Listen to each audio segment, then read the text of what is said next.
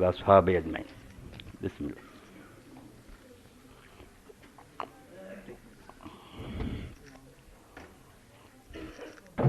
اللہ بسم اللہ۔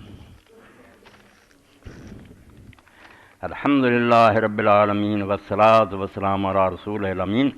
سیدنا و نبینا محمد و آلہ و صحابہ اجمعین۔ پہلا اعلان، اس مجلس کی تواڈے سامنے میرے ساتھی بیٹھے، میں انہوں سامنے نہیں لیا چاہتا کیونکہ میری عادت نہیں، میں دساں بیاہ مگر وہ میرے کلاس فیلو بھی، میرے نال دے پنڈ میرے ہمسائے بھی، اور نال سب تو بڑی گل بے اولاد رسول،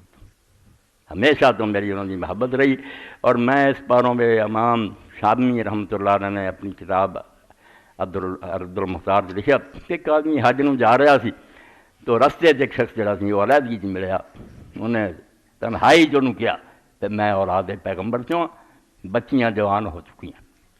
انہیں جو پیسے تھے انہوں دیتے واپس مڑ گیا تے خواب چ حضور علیہ السلام نے ویکھیا، آپ نے فرمایا میں تینوں بشارت دینا کہ قیامت تک جنہیں حج ہون گے تو انہاں وچ لکھیا جائے، تو احسان میرے تے کیتا۔ اس بندے دا تیرے تے کہڑا دور سی، تو یہ سوچا کہ انہیں کیا میں پیغمبر دی اولاد۔ اس پاروں میرا بھی تواڈے سامنے یہی کہنا کہ تسی اگے بھی امداد کر دے جے،